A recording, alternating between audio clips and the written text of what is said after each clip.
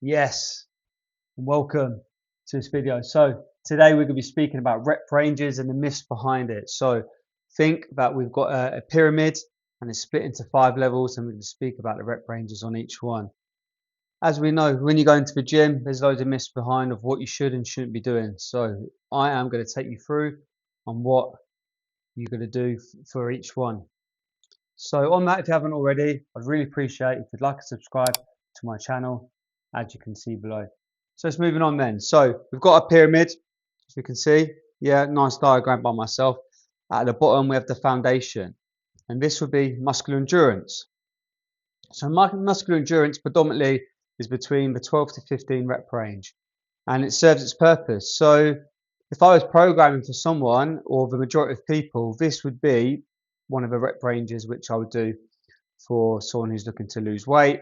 They want to gain, sort of create that volume and that stimulus within the muscle group. If it's more of an endurance athlete or a runner or like a cycler or swimmer, where we're looking to keep that skeletal muscle, but we want that volume to work over a period of time. So there's also the rep range where I'd be looking at for a combat sports athlete for the majority of movements. So within judo, Brazilian jiu-jitsu, it could be wrestling, coming from a grappling background myself. So, and also a lot of the smaller muscle groups within most sessions will be around the 12 to 15 mark. Okay. And then as we go up the level of the pyramid, so the next level, we're going to hit the hypertrophy. Okay. So this is between 8 and 12. So once again, this is like your foundation levels, right? For the majority of people, what they need to be training around. So with your 4 sessions per week, for example, this is for most movements, for people to gain a little bit of lean muscle, feel better about themselves, even if they're looking to lose weight, because obviously they're getting rid of body fat, they want to gain that lean muscle. This is predominantly where most of their movements are going to fit around this rep range. Okay. It's good. You can push to failure. So for example, you could say to someone, I want you to do 3 sets of 8 to 10 reps. If they can and they can push 12 reps, that's great. And then obviously like on the 4th set, you can turn to a drop set on a lower weight to increase the volume and the stimulus within that muscle in order to break down those muscle fibers. So once we go to sleep and get our 7 to 8 hours sleep, and we have our daily amount of protein, ideally one gram of protein per pound you weigh, and to build those muscle fibers back, this is what we would do. So then if we go up to the next level, so sort of the middle of the pyramid, okay, this is known as your strength, right? So for pure strength, right, you're looking at the 4 to 6 rep range. So if I was on a strength program myself and on my compound movements, for example, bench press, deadlift, back squat, let's take those as the sort of main 3 movements. For someone to get really strong, I would probably put them on 5 sets of 5 with a longer rest of like between 2 to 3 minutes rest in between, because you're lifting a significant amount of volume, obviously working a series of joints and muscles within that compound lift, and that's how I program. So if it was a push-pull session, for example, on the push, 5 sets of 5 on the bench press, between 2 to 3 minutes rest in between, and then whilst I've got the energy within that session, I then say, okay, move on to the deadlift, and there'll be 5 sets of 5 again, and then I'd move them on to the accessory movements, where I'd then probably drop down the pyramid to the hypertrophy, and we're looking at 8 to 12 reps. Okay, so that's someone's on a strength program.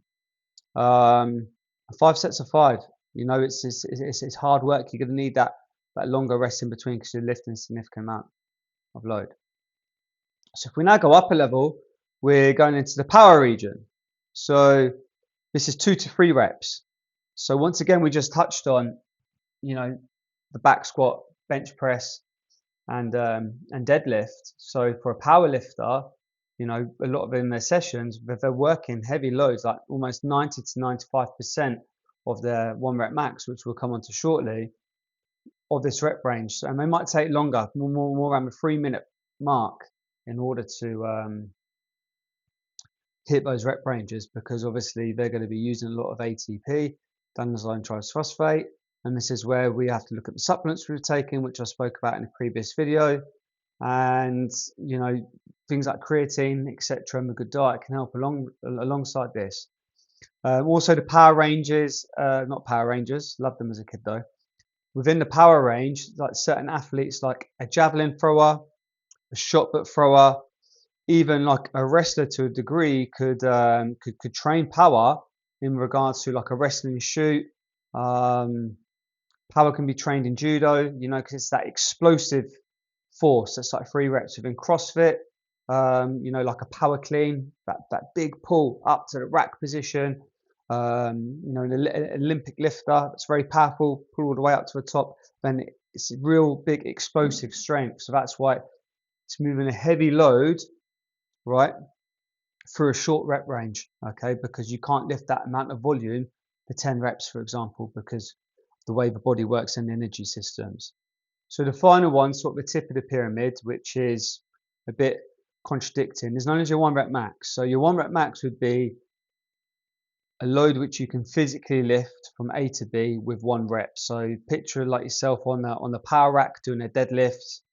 You got loaded a bar, and it's like you're taking your body all the way through, using everything in you in order to achieve that rep. That is a true reflection of a 1 rep max. If you lift once, for example, then you come down to come up for a second rep, that's not a true reflection, in my opinion, of 1 rep max. Literally, there should be nothing left in the tank once you hit that rep. Okay. So now we've gone over the rep ranges, let's think of some more specific sports if we go back through where these would predominantly be used. So if we go back down to muscular endurance, sort of 12 to 15, this could be covered in pretty much every sport and in day-to life. Sorry, get my words out there again. Because as we get older, our skeletal muscle starts to wastage, especially once we hit 30. And think of our skeletal muscle as like our armor around our skeleton. So it's really important, even for people when they get older, to do some form of resistance training. And that's where really the foundation, the pyramid at the bottom, muscular endurance will be most important for the majority of people. Let's go back up again to the hypertrophy. So, your sort of typical gym goers which want to put on a bit of lean muscle and stuff, that's when we're going to look at this rep range, okay? And some muscles predominantly perform better within this rep range, where the smaller ones wouldn't. So, bench press, for example, would I probably say to someone, I want like 3 sets of 15 to 20? Probably I wouldn't. No, I'd say, I want more around the sort of 10 to 12 mark, because it's a very, large muscle group, and and it's a compound movement. But for example, if I was working my rear deltoid, I'm not going to sit there and move on to the next phase of strength of like 4 to 6 reps, because it's a smaller muscle group. Like big pulls 4 to 6 times, you're really going to feel that the next day. So you'll be better off to go down to hypertrophy muscular endurance, taking it through a series of motion. Then let's go back up to power.